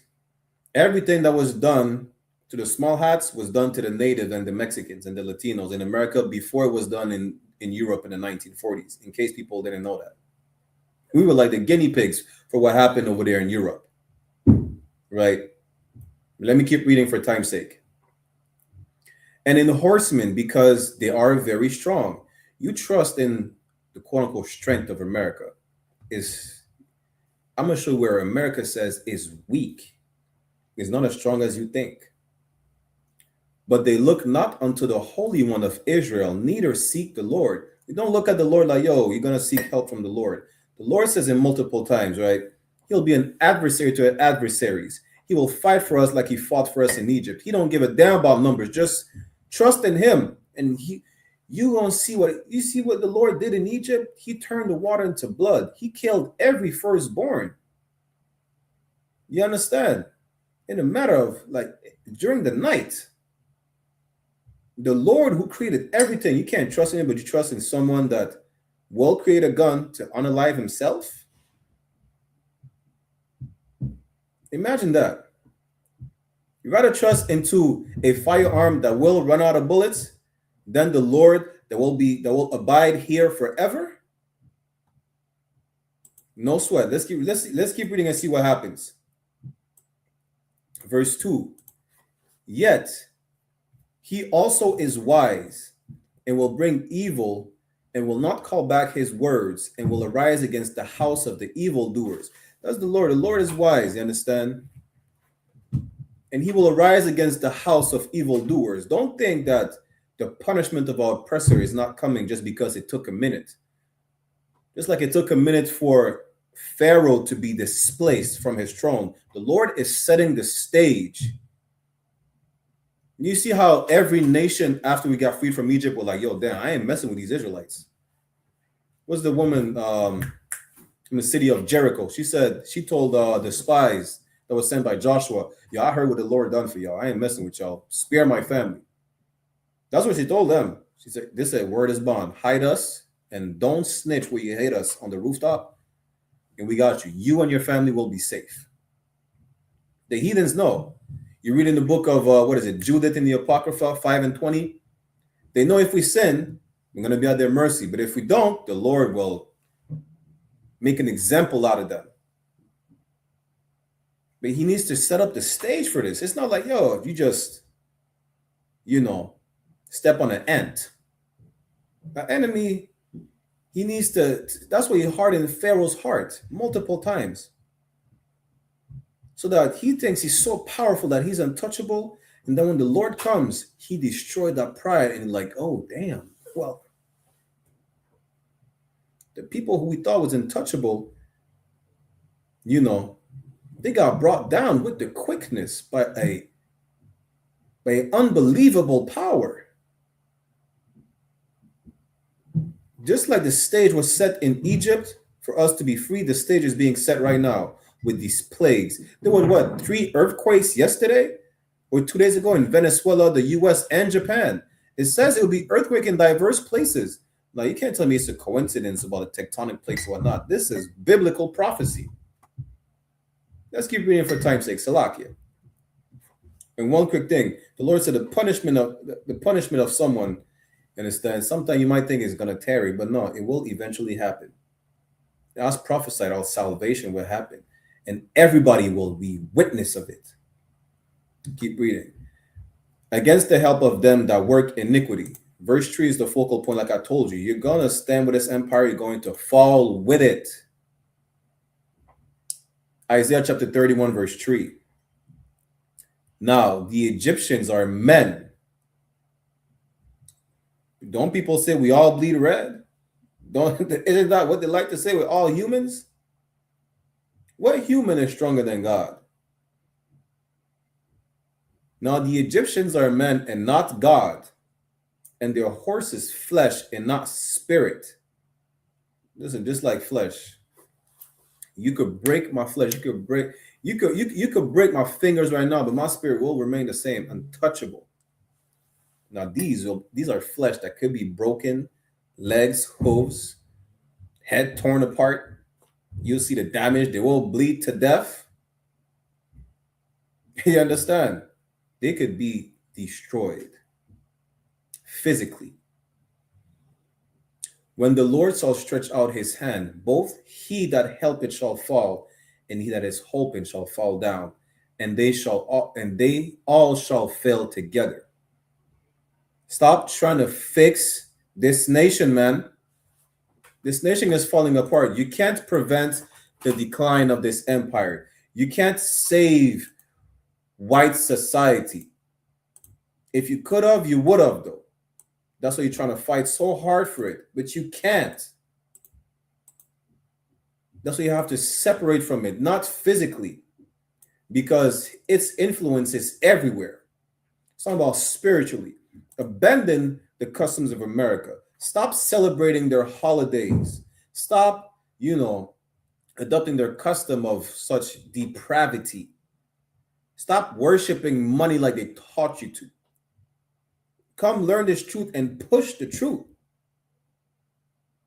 That's what you have to do. Gird up your loins. Get ready for Christ to come back. You want to prepare yourself like Christ is coming back tonight. You understand? That's what you want to do. Let me get Jeremiah real quick, and then we'll get into the verse of the topic of the class. This is the book of Jeremiah, chapter 51 and 6. Flee out of the midst of Babylon. It says the same thing in Revelation 18 and 4. Just so y'all know, the New Testament does nothing but quote the Old Testament. The Bible is all about this, right? I think people have a misconception it's a religious book. No, it's not. The Bible is the historical record of our people. How our people were brought to life. How our people made a mistake, and how our people is going back to the good side of the Lord, right? Not only that, the Bible is all about getting back what Adam lost, his place in the Garden of Eden. That's why Christ was the first Adam and the last Adam. He made things right from when he messed up in the Garden of Eden. You understand? Now, did it take a minute? Yes. Just like every good movie. This is the greatest script on the planet Earth. It's the greatest script for a movie, for a video game, for a TV show. The only difference is that this is real life and we're living in it. You are all the main characters of the Bible. The heathens are NPCs. And every major empire, see it like that as a video game, right? All these major empires were what? They were just bosses in the game, whether it's the Egyptians, the Persians, the Assyrians, the Babylonians, the Edomites. America is the final ultimate boss of the game, where now you achieved the final level, you beat the final boss. You understand? Of course, Christ will defeat them and will be brought back in our land, be brought back in the Garden of Eden from where we have been kicked out. We haven't been in for how long we have been in the Garden of Eden, man? It's all about having access to that land of flowing milk and honey, that prosperous land, that fertile land. What's called the Fertile Crescent. The fertile land is not in Africa. The fertile land is what is today known as the Fertile Crescent, Mesopotamia, modern day Iraq, the whole goddamn Middle East. That's where it is. Middle East is a new term coined in what, in 1940s or something like that? 30s, I could be mistaken. The point is this. This whole area is our land. It's not supposed to be looking like a desert, looking like a parking lot. No, it's literally a fertile land. It is. You understand? This is where we dwell. This is our land, and we're getting back to it. That's what the Bible is all about. Us being redeemed and being put back to where Adam messed up. You understand? That's it. Adam had to work all days of his life. And then we had to die. That's why the Lord flooded the earth. He said, you know what? I ain't dealing with these. I ain't dealing with them. I ain't arguing with these niggas. Methuselah Daniel lived 1,000 years. After that, the Lord said, you know what? You want to mess up and I'm going to argue with you now. Y'all ain't living more than 120 years. When Christ comes back, we're about to live like in the times of Noah, in the times of Moses. Today, we barely live like what, 60, 80 years. Few of us attain 100 years old, looking all dried up like a raisin. In the time of Christ, you're gonna be dried up as a raisin when you reach what, 300 years old, 400 years old, who knows? Lord allow Methuselah age. But we're doing the right thing. That's what it's all about. It's all about us messing up from the Garden of Eden and doing the right thing. That's what it's all about. And how can you do the right thing if you don't know how to do it? Where can you know how to, where can you learn how to do the right thing? In these classes that we teach damn near a daily basis. You have no excuse to not be in these classes. You don't have a physical school? Guess what? You tune into the online classes. You understand? That's what you do. I'm an officer. This is Officer 1000 ADR, Officer 1000 Shire 1. I'm also a 500 Barakiala in Canada, where we still working on the physical school. Did that stop us from coming to the truth? No. You're looking for an excuse to not be in the truth. Just like a lot of people look for an excuse to leave the truth. You understand? There's no disagreement. You wanted to get high, so you're going to say someone offended me, and then, I left. You're biased in the council.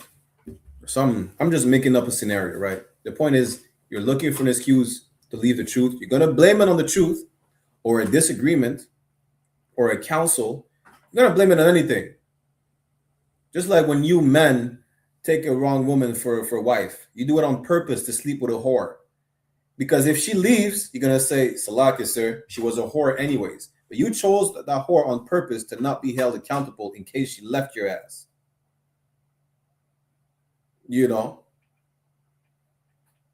This is here you learn how to do the right things. When you have a problem, you learn how to fix the problem. There's a solution right here. Like, if you don't want to go by the blueprint, you will be at fault. Just like we were always at fault. Adam had the blueprint. He gave the blueprint to his woman. She didn't listen. And he decided to listen to her, who didn't listen. What happened? Now we have to fix the mistake that was done since the Garden of Eden. That's what's going on. You understand? Let me stop being long. Let me get back to the precept for time's sake, right? What is it? Isaiah 51:6. Flee out of the midst of Babylon. That's how you got to prepare yourself. Like it says in Revelation 18:4, come out of my people. It's quoting this, flee out of the midst of Babylon and deliver every man his soul. Let me jump down to, I think it's verse what, 8 or 9. Verse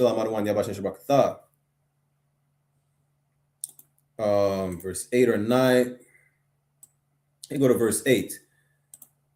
Jeremiah chapter 51:8. Babylon is suddenly fallen and destroyed. How for her? You see, we just went through it. Whether it's Izan or anyone who tuned in, if you want me to send you the conversation I had with ChatGPT, listen, y'all go on Google, y'all look at documentaries.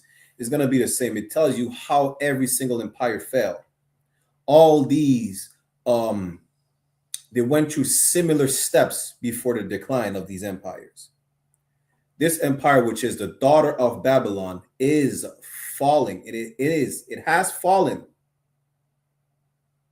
You understand? You see like a stone tower, all these stones are falling apart. You can't fix it. It's falling too quick to fix. That's exactly what it is right now, right? Babylon is suddenly fallen and destroyed. Howl for her. Howl meaning cry, mourn, like it says in Revelation 18. Take balm for her pain, if so she may be healed. It means fix white society, fix America, fix Canada, fix the UK. You can't. And it tells you that right here. If you could have, you would have. Guess what? You can't. And you should not even want to fix it. Why would you want to fix the empire that is only thriving off of your blood, sweat, and tears and your oppression? That doesn't make sense. That's how it says in Isaiah chapter 1:5, I think. The whole head is sick. Why would you try to fix the house of the people who murder you and rape you on a daily basis? You understand? Jeremiah 51:9. We would have healed Babylon, but she's not healed. If you could have done it, you would have. You still trying to, believe it or not. Guess what? You can't do it. Forsake her and let us go, everyone into his own country. Whether it's a race war, a world war, a civil war are going to be on all fronts. You understand? Khan, I got you, Izan. I think I have you on Facebook. I got you. I'm going to send it to you. Right? Everyone is, listen, when you see when Palestine got bombarded by these imposters, the Arab world rallied behind Palestine, as they should. They're Muslim brothers. They're Arab brothers, right? If you look at right now, y'all go, you can find this damn near everyone's social media. Look at the right-wing marches in Europe. They're doing the Nazi salute in Italy. They're marching to make Poland white again. The UK, good night. UK and France is diabolical. Y'all think y'all seeing white nationalist marches in America? Y'all go look up at the clips of Europe, which is the birthplace of white supremacy. Y'all think America is the most racist place on earth. Y'all look at the clips in France. Y'all look at the clips in the UK. Look at Poland. You can't be black in Poland. You can't be black in Russia. You're going to be chased down and beat down to death. In America, at least, there's racist, but, you know, emancipation and whatnot. Go to the birthplace of white supremacy. It is a no-go zone for our people. Everyone is going to go into his own country, to their own land. The Africans are going to join together, and they kicked out all the French and they invited the Chinese in. Not that joining with another people is going to be the solution, but the point is everyone is going to stick with their own. There is no such thing as integration no more. Whether you like it or not, that's done away with. That should have never happened in the first place. It happened and God had to destroy it. Since the flood, what do you mean? The flood was all about interracial marriage. The sons of God sleeping with the daughters of men. The Tower of Babel was the first integrated society. That was the first. Everybody building a tower so we could reach the heights of God and the power of the Lord and whatnot. God divided the languages, he divided the people. He said, no, I never meant for everybody to be together. You know how you know he never meant for everybody to be together? Because out of all humans that he created, he chose one. There's always a chosen people. Adam was chosen. Adam and Eve. You understand? And then it went down the bloodline. All right, Abel was killed and it passed down to Seth. He didn't try to save Seth and Cain. He got passed down to Noah. Noah out of all was chosen. Out of all the Chaldeans, who was chosen? Abraham. Out of all the kids, only Isaac mattered. Not, listen, Ishmael was kicked out with a bottle of water in the desert with his mom. Literally, a bottle of water and a loaf of bread. That's in the Bible. You understand? Don't believe the Muslim that the promise was given to Ishmael. That's a lie. Promise was given to Isaac. Ishmael was cast out with the bond women. You understand? With a bottle of water and a loaf of bread. But he wasn't the only kid. Abraham had like 7, 8 other kids. Only Isaac was chosen, though. Isaac had Jacob and Esau. Guess what? Only Jacob was chosen. It was always about a chosen people, not about everybody. It was never meant for everybody to be saved. This Bible was not for everybody. It was from a chosen people from Adam until the 12 tribes of Israel, who are the only remaining people that are chosen. You understand? Let's keep reading for time's sake. For her judgment reached unto heaven and is lifted up even to the skies. Let me go to, what was the precept I wanted to bring out with the topic of the class? Seditions among men. That's really important. Let's go into the Apocrypha. I think it's, yeah, 2nd Ezra chapter 15. All these are signs that are happening, right? 2nd Ezra 15 is also Matthew 12. I think it's 12 and 24, if I'm not mistaken. 12 and 25. It says, Satan shall cast out Satan. Yeah.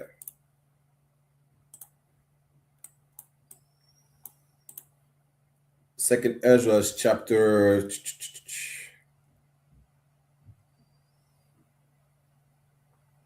Let's go chapter 15 and start at verse 14. Yeah. Make sure you click on the sign in and sign out links in the class as well. Bear with me 1 second. Just put the sign out links in the class. Share my screen. Salakia.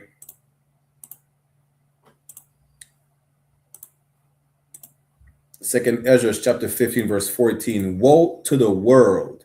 The word world do not mean the whole planet Earth. The word world means age, society, empire, the Roman world, the Persian world. The perfect precept. Y'all put that in your precept book, right? Luke 2 and 1. When Caesar put out a decree to tax the Roman world, he didn't tax the Americas. He did not tax Australia. He didn't tax Japan.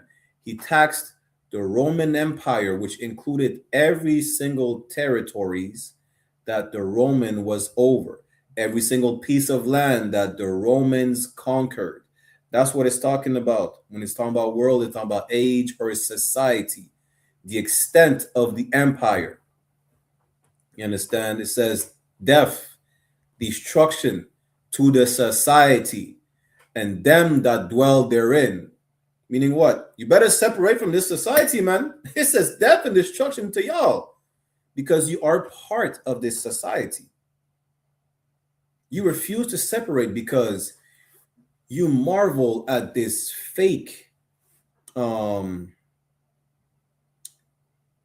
sense of strength from this society. What is it again? I think it's in Zechariah, if I'm not mistaken. It's in Zechariah where it says, it could be Zechariah, where it says that the nakedness of the daughter of Babylon will be shown. Listen, damn. See, that's a problem. Listen, you have so many precepts that you know by heart. Like, where is this precept again? Let's talk. Is that you could use that with Isaiah 31 because our oppressor is weak. I'm gonna give it to you right now, real quick, for time's sake, right? It's in bear with me 1 second.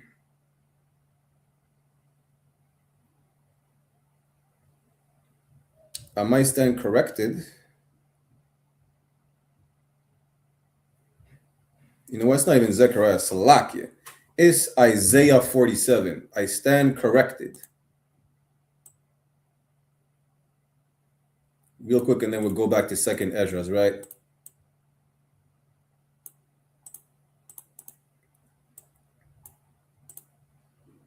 Isaiah chapter 47. You know how he's talking about America. America, the daughter of Babylon, the great whore that sitteth upon many waters, that is referring to in Revelation 17 and 18, as a matter of fact. Isaiah 47 and 1, come down and sit in the dust. It will be brought down to the point. You think you're flying high up in heavens, flying high, soaring in the sky as an eagle. Your wings will be clipped. You will fall down from your high position, from your high pedestal, and sleep in the dust. As I say, you will be crawling in the goddamn dust like the serpent that you are. O virgin daughter of Babylon. Why? Because this is new Babylon, the daughter of Babylon, not old Babylon, but just like old Babylon, it's all manner of sickness and sins in this place. Sit on the ground. There is no throne. You'll be cast down to the earth. You will sit in the dust. You understand? O daughter of the Chaldeans, for thou shalt no more be called tender and delicate. Verse 2. Take the millstone and grind meal. Uncover thy locks. Make bare the leg. You know what it means? Listen, hey, Shalom says, you know what's a perfect example of this? Right? You see, when you have sex with a woman, you uncover her shame. You make her leg bare. Listen, I'm gonna just say it like that, right? Have you ever heard the term walking, being pregnant and barefoot? There's a Benjamite term, especially Jamaican, right? What is it to be barefoot? Is to have nothing on your foot. What is it to bare the leg? You show all that leg, all them leg, them thighs and everything, right? It's, if we keep reading, uncover the thigh, pass over the rivers. Damn. Now imagine that. You understand? Imagine that. It's talking, like you see, like I said in Revelation 17, right? It refers to America as a great whore. You could use that when it says the daughter of Babylon. It's referring to America as a woman. Now imagine a woman where you basically lift up her skirt and you uncover her thigh.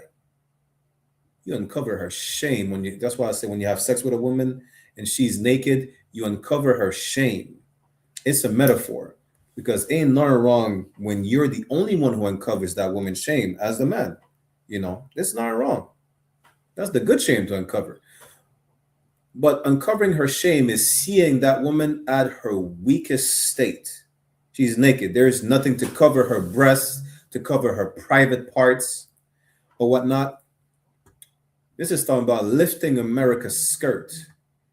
You uncover her shame and her weaknesses. You understand? She's passing over the river. She has no undergarment. You're seeing under that skirt of America. In verse 3, thy nakedness shall be uncovered. You understand?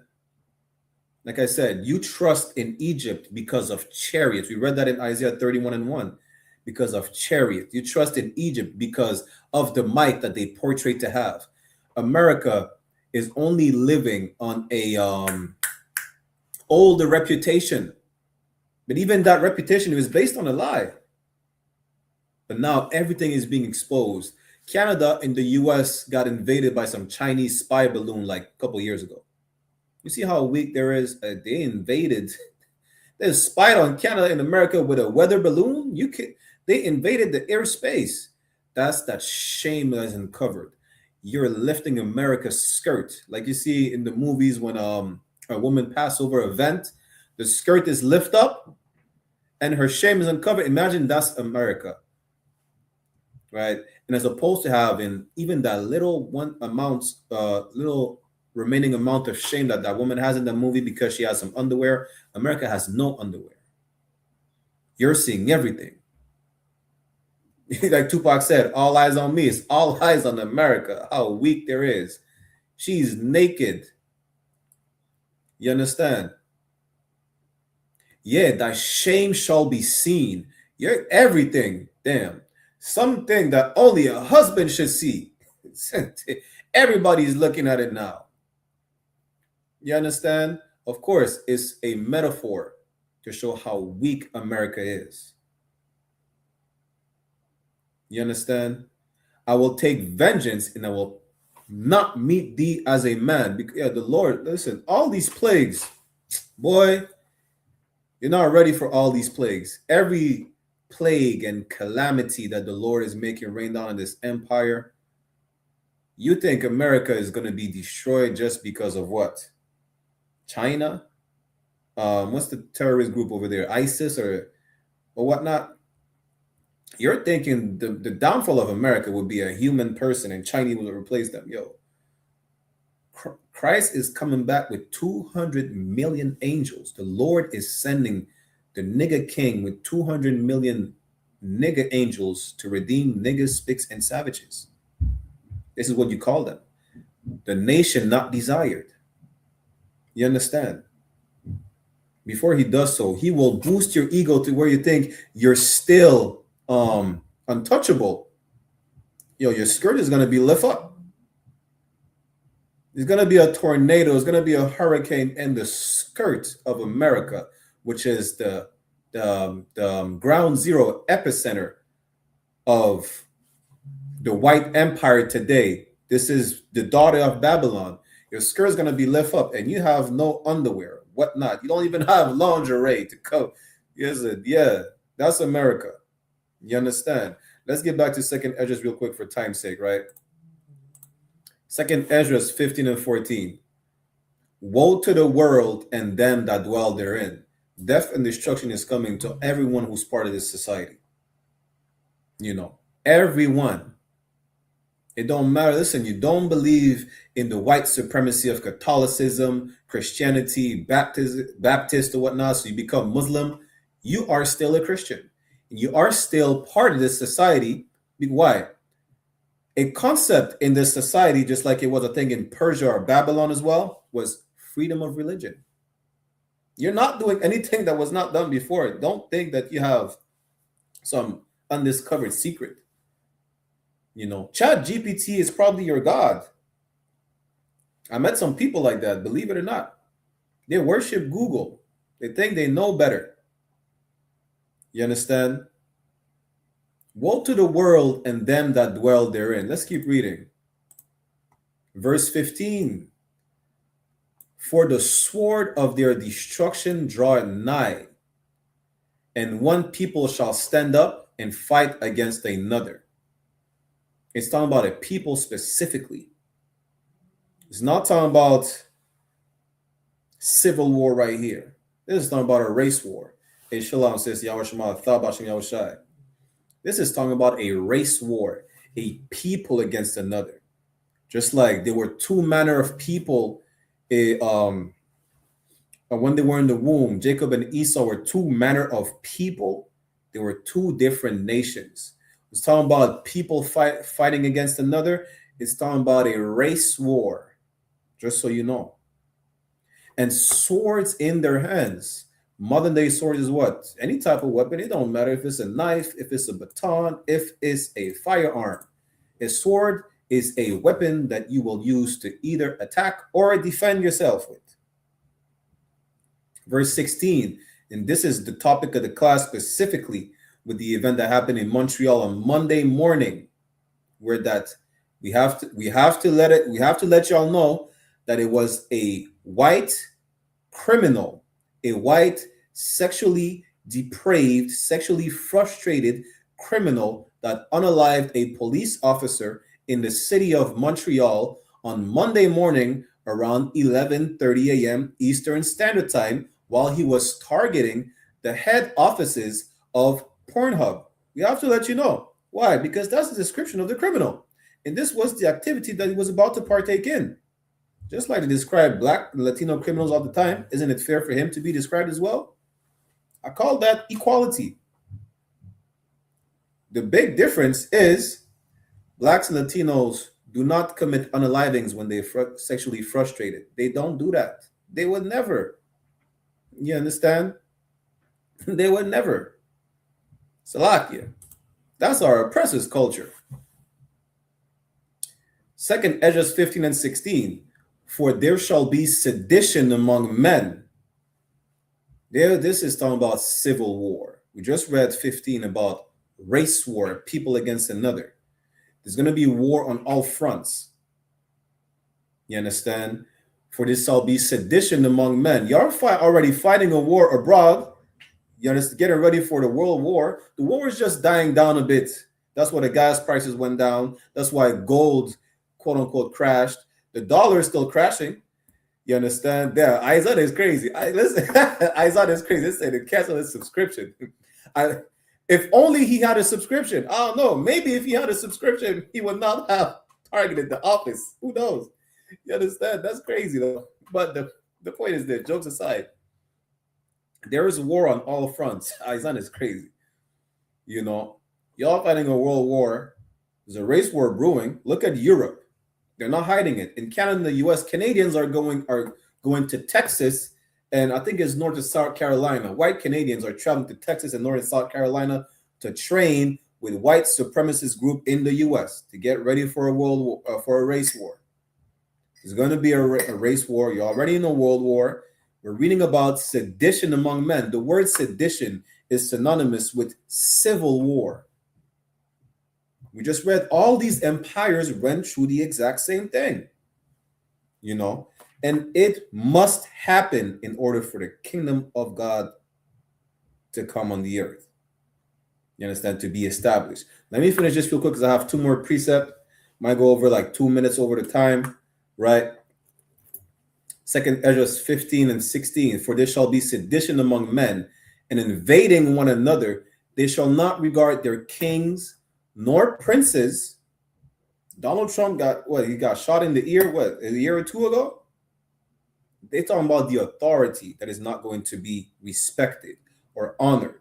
They don't give a damn. This man, because he could not get a woman, he could not even pay a prostitute $40. He had to drive from Alberta to Montreal to unalive a police officer. That's what happened on Monday morning. Damn, he can't even pay a prostitute. And I'm not condoning such or making a promotion of such deviancy. But the point is, he was so sexually frustrated to get night. He drove hours.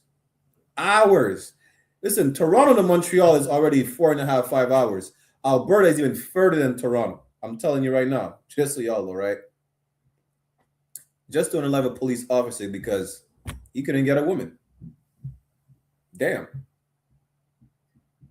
And the course of their actions shall stand in their power. Perfect example, that devil that unalived the police officer in Montreal. The unaliver of Charlie Kirk. Bullseye in the neck like a deer. Their actions shall stand in their power. They don't give a damn. They could purchase a firearm. Best believe they'll do whatever with it. You don't know. If they don't unalive themselves, they're going to unalive someone. They tell you all the time. This cat had a manifesto. The police came over there because he's the one who called the police. They don't give a damn. Someone tried to attempt at Trump's life twice. Nobody cares. They unalived the little Arab kid in France. What is it? 2 years ago? They were ramming cars in the mayor's office in Paris. The course of their actions shall stand in their power. They could do it, best believe they will. Let me keep reading. Verse 17, a man shall desire to go in a city and shall not be able. We might have to bring that class back up again. Y'all sisters are going to need a strong man of the I.S.U.P.K. Because even men are going to go to desire to go in the city, they won't be able to, and they're going to be afraid. You're going to need the protection that you say you don't need because you're independent, right? That's what's going to happen. Better cover your head and come to the school and get you a righteous brother, because these times are at your door right now. Verse 18, for because of their pride, the cities shall be troubled. The houses shall be destroyed and men shall be afraid. You don't even see the problem that's right in front of your faces right now. The houses shall be destroyed. Why? Because the foundation of it is not even solid. Your foundation is the foundation of this society. And everybody's going to be afraid because you're seeing that the police can't even protect themselves. The military can't even protect themselves. Wait till there's a martial law. And then what happened to the police officers happened to the same thing. Same thing happened to those who are on the forefront in the martial law. And the martial law is active. These ICE agents or whatnot. The authority or the people who are placed in authority don't have any authority. Nobody gives a damn. That's what you're seeing unfold in front of your eyes. These are prophecies happening right in front of you. Let me get verse 19, two more precepts. 2nd Ezra chapter 15, verse 19. A man shall have no pity upon his neighbor. We covered that a couple classes ago. We're gonna have no choice but to rely on one another. Because when the famine comes, as they are going to, the best friend that you live with next door, trying to rob you. He's gonna be sexually frustrated like that white man. He's going to want to ravish your wife, if not your children. What are you gonna do when you don't have a strong man in your house to protect the family? That's going to happen. But shall destroy their houses with the sword and spoil their goods. Let me give you a quick precept paraphrase. Ecclesiasticus 36 and 24 and 25. He that beget a wife beginning a possession where there's no hedge, the goods or the possession is spoiled. You will be spoiled with no man to protect you. Your children will be spoiled with no father to protect them. Let's keep reading. Because of the lack of bread and for great tribulation. That lack of bread is not money. Money is falling. Like during the time of Joseph, money is failing. Great tribulation, like Christ prophesied about. Harsh times, which are going to become even dark days are upon us, and even darker days are coming. Let's go to Matthew chapter 12, verse 25 real quick. Matthew 12 and 25. And Yahushua knew their thoughts and said unto them, every kingdom divided against itself is brought to desolation. Should I bring back the chat GPT conversation we just had? Should I do that? It's a rhetorical question. For time's sake, I'm not going to, but you get the point. This kingdom, whether it's the liberal, whether it's the not conversationist, conservationist, however you say it, right? These kingdom are divided against one another, and they will be brought down. There is no strong foundation in these kingdoms. The only kingdom that has a strong foundation is the kingdom of God. The law abided forever. The law is better than the most precious gold. It's better than honey. And honey is one of the only things that never goes bad. That's the foundation of our kingdom. That's why our kingdom is prophesied to last forever, because as opposed to the other kingdom, the major ones, we would not be built from the kingdom that preceded us. We are the only one with a holy, separate foundation. You understand? And every city or house divided against itself shall not stand. Let me get Matthew 24 and 6. I'm going to end the class after these last two verses. Matthew 24 and 6. And ye shall hear of wars and rumors of wars. I mean, we're in the middle of it now. It ain't no rumor no more. See that ye be not troubled. Meaning what? Don't stress. You understand? Don't be afraid. Fret not. Because Christ is going to tell you why. For all these things must come to pass, but the end is not yet. All these things that we're seeing unfold right now must happen, but the end is not yet. Listen, Christ is prophesied to come back in the middle of World War III while they're bombing the hell out of each other. He will crack the sky open with 200 million nigga angels. People are going to be in awe, realizing like, yo, what is this? Is it a plane? Is it a bird? Is this super? No, listen, it's the nigga king. That's what it is. You understand? Verse 7. For nation shall rise against nation. As we read earlier, people against one another is the same thing. A nation against another nation. Not a country, but a nation of people. This is a race war. And kingdom against kingdom. You understand? Now you're talking about these countries that are established, these kingdoms. You're going into a world war. And there will be famines and pestilences and earthquakes in diverse places. I just told you, there were literally 3 earthquakes the same day. One in Venezuela. Pray for Venezuela's our I.S.U.P.K brothers. One in Japan and one in the U.S. on the same day. It has nothing to do with tectonic plates. It has all to do with prophecies in Christ coming back. Last precept. Matthew 24 and 21. For then shall be great tribulation. Christ is telling you it will be dark days like never before. Tribulations like never before. Imagine that. There were about, I think, 40 million casualties for World War I. Around 60 to 80 million for World War II. And Christ is telling you right here that it will be even worse than World War I and II combined. Tribulations like never before that will never be seen again. For then shall be great tribulation, Matthew 24 and 21. For then shall be great tribulation, such as was not since the beginning of the world to this time, no, nor ever shall be. You're not ready for what's coming. In order for you to be prepared for what's coming, you better put in all black as a brother, uncover your head, and cover your head as a sister. Come into the school. You understand? You better change yourself. Come learn this truth as a brother. Be raised up as from a young man to a trooper. Become an officer. Go teach the truth. Learn how to raise your kids right. Learn how to, fix your household. Establish your household. Learn how to love one another.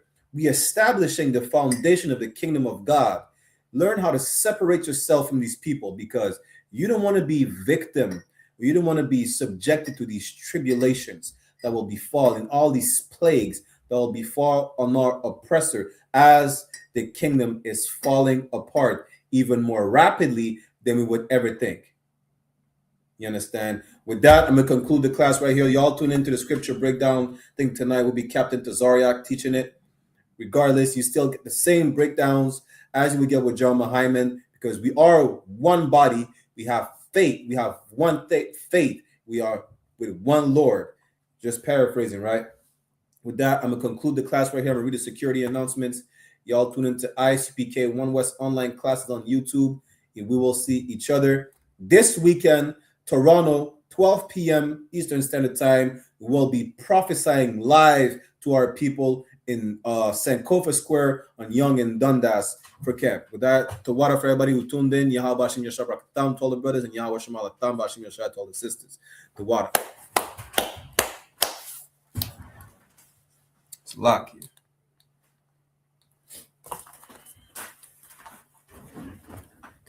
This is the I.S.U.P.K. security announcements. We are the I.S.U.P.K., the Israelite School of Universal Practical Knowledge. Started out at 1 West 125th Street, Harlem, New York, under Commanding General YAHANNA. Rule for new brother and sister. When a new brother or sister comes into the school, they are off limits for 6 months. They're to be saluted only. They're here to shed themselves of the world. If they need transportation, the teacher will arrange it. After 6 months, if a brother or sister has an interest in a particular person, he or she must get permission from the head to speak to a brother or sister. There is another 6 months in which the brother and sister will court each other. After the 6 months period, the brother and sister will get permission from the head to marry. Tithes, which is a commandment. Numbers chapter 18, verse 21, and Malachi chapter 3, verse 8 to 10. Means tenth in the Hebrew, pronounced ma'ashara. 10% of every penny of any increase the Lord gives you. Give to the treasury department or teacher. Priest fund, free will offering for priests not mandatory, whatsoever amount you would like. Upcoming holy convocation, we have the memorial of blowing of trumpets, which will be the first day of the 7th month. It will be Friday, September 11th, 2026. You can read more about it in the book of Leviticus, chapter 23, verse 24 to 25. Reminder to all Akim wa Akwathian, reminder to all brothers and sisters to check the bulletin board in the hallway of their school if they have a physical location. And if anyone wants to be a trooper in the school, to start wearing all black, boots, shirt, pant, husband, and scarf. But that's all. I'll give a courtesy salute to the brothers and a courtesy salute to the sisters. Minaveja al-Majam, which means to stand. We'll give a courtesy salute to the brothers. Minaveja al-Majam Shabbat. Majam, Barak, Yahweh Bahashem, Yahweh Shai Brakatam, which means Yahweh, in the name of Yahweh Shai, bless y'all. Yajamata, which means hands down. Sar, which means to turn. Turn and face the sisters. If you have any in your presence, we'll give them a courtesy salute as well. Minaveja al-Majam Shabbat. Majam, Barak, Yahweh Shamar, Alathan Bahashem, Yahweh Shai. Mean Yahweh, watch over y'all in the name of Yahweh Shai. Yajamata, class dismissed. What up for everybody who tuned in? Shalom, Israel. Check me out, dog. Roll the window up, man. The water.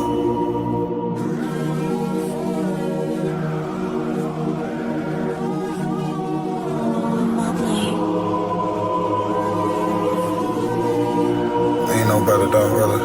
The son of a king. I don't Balenciaga. I might just wear Kyla. I might just wear the Pradas. But I'm thinking long term, so I might say the dollars. We ain't no better, I'm just being honest. I should've went to college, but I was thinking violence. It's a one West world, we the fucking livest. Break it down, we break ground, we don't break no damn promise. Let's get active, dog, don't tell me how you feel about it. These cats saying too much, they ain't learn enough.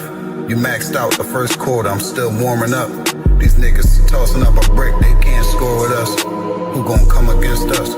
On the Lord with us. Them niggas riding for you. I hope they ride till they crash. Put my name in your mouth, I put my belt to your ass.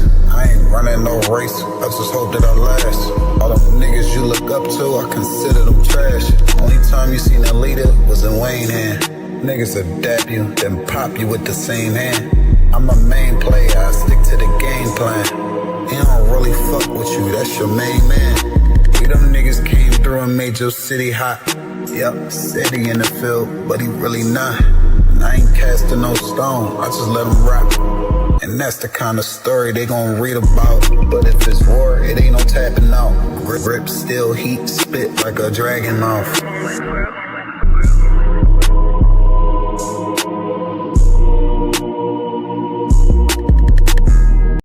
Hey, listen, brothers and sisters, man. If you like what you hear, hit the subscribe button, man. Subscribe to this channel. And also, please, go to isupk.com and pay your tithe. Drop me some cash so we can move around this planet like we need to, man, and do the things we need to do.